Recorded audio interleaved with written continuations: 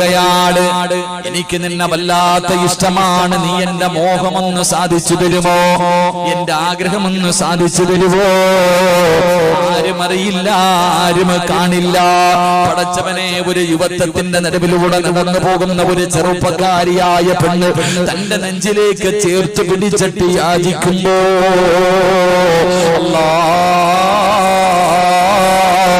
ചെറുപ്പക്കാരൻ ചെയ്തതെന്തെന്നറിയോടാ പൊന്നുമോനെ?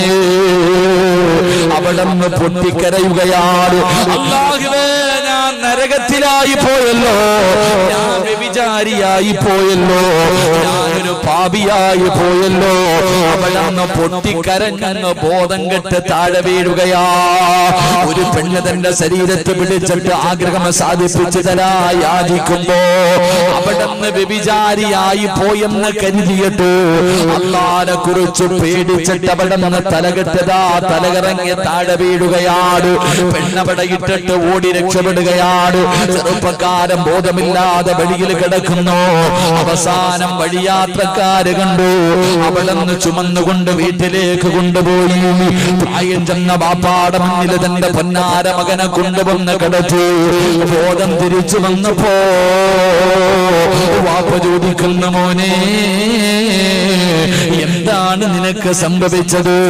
വാപ്പാ, എന്റെ ദുനിയാവും ആശ്രമം പോയി വാപ്പാ, ഞാൻ വ്യഭിചാരിയായി പോയി വാപ്പാ, ഞാൻ തെറ്റുകാരനായി പോയി വാപ്പാ. ചെറുപ്പക്കാരൻ അവിടുന്ന് കരഞ്ഞുകൊണ്ട് പറയുകയാ, എല്ലാം പറഞ്ഞു കൊടുത്തു. ഒരു പെണ്ണ് പാതിരാത്രിയിൽ എന്റെ ശരീരത്തെ കയറി പിടിച്ചു. വാപ്പയവിടെന്ന് പറഞ്ഞു, മോനെ, നീ അങ്ങോട്ട് പിടിച്ചതല്ലല്ലോ, ആ പെണ്ണ് ഇങ്ങോട്ട് പിടിച്ചതാണല്ലോ. നിന്റെ പൊന്നുമോ തെറ്റുകാരനല്ല, നിന്റെ പാപം അല്ലാഹു പുറത്തു തരും. നീ അല്ലാഹുവിനെ പേടിച്ചിട്ട് മടങ്ങിയവനാണല്ലോ. വാപ്പ എന്തൊക്കെ പറഞ്ഞു കൊടുത്തിട്ടും പൊന്നുമകനെ കരച്ചിൽ നിർത്തുന്നില്ല. വീടിന്റെ അകത്ത് കിടന്ന് നിലവിളിക്കുകയാണ്. അവസാനം വാപ്പാന് പേടിയായി. എന്തു പറഞ്ഞിട്ടും എന്റെ പൊന്നാര മകന്റെ കരച്ചിൽ തീരുന്നില്ല. അവിടെന്ന് പറഞ്ഞു, വാപ്പാ, ഇതിന്റെ മസല ഉമർ തങ്ങളോട് ചോദിക്കൂ, ഉമർ തങ്ങളോട് ചോദിക്കൂ, എങ്കിലേ എനിക്ക് സമാധാനമാകൂ. അവസാനം വാപ്പ ഉമർ തങ്ങളുടെ മുന്നിൽ പോയി നടന്ന കാര്യങ്ങൾ മുഴുവനും പറഞ്ഞു കൊടുത്തു. ഉമർ തങ്ങളും പറഞ്ഞു, തെറ്റു പെണ്ണിന്റെ ഭാഗത്താ, അല്ലാഹു പുറത്തു കൊടുക്കുമെന്ന് അവിടെന്ന് പറയുമ്പോ വാപ്പ വീട്ടിലേക്ക് മടങ്ങി വരുമ്പോ കാണുന്ന രംഗമെന്തെന്നറിയുമോ?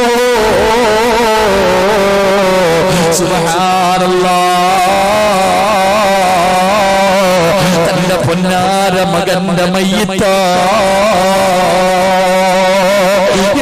ചെറുപ്പക്കാരാ, ഉയരിന്റെ രാത്രികളിൽ പടച്ചവനെ കറങ്ങി നടക്കുന്ന യുവത്വേ, അന്യ പെണ്ണിന്റെ ശരീരം കാണുമ്പോ അവരുടെ കൂടെ കൂടാൻ ശ്രമിക്കുന്ന ചെറുപ്പക്കാരാ, അവിടെയും ഇവിടെയും പോയിട്ട് ആണും പെണ്ണും ഇടകലർന്നുകൊണ്ട് പല പരിപാടികളും നടത്തുന്ന പെങ്ങള്.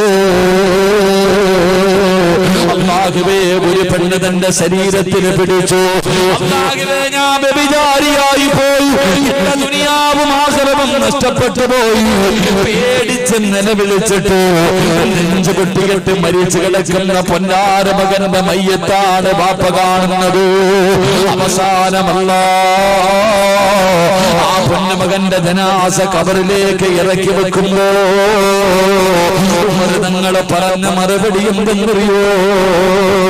അന്യ പെണ്ണിന്റെ ശരീരത്ത് തൊടാൻ അവസരം കിട്ടുമ്പോ കൂടെ പഠിക്കുന്ന ഫ്രണ്ടാകട്ടെ നിന്റെ ശരീരത്ത് കയറി പിടിക്കുമ്പോ പാപമാടോ, ഇത് വ്യഭിചാരമാടോ, എന്റെ ശരീരത്ത് തൊടാ പാടില്ല എന്ന് അല്ലാഹുവിനെ പേടിച്ച് പറയുന്ന ചെറുപ്പക്കാരാ,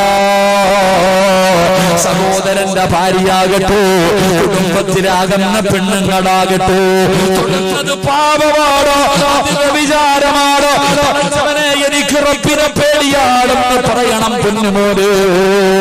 സഹോദരന്റെ ഭാര്യ ബൈക്കിന്റെ പുറകില് കയറിയിരിക്കുമ്പോ കഥാ കുടുംബത്തില് അകന്ന പെണ്ണുങ്ങള് ബൈക്കിന്റെ പുറകിൽ കയറുമ്പോ പറയണം, എന്റെ ശരീരത്തെ തുടരുത്.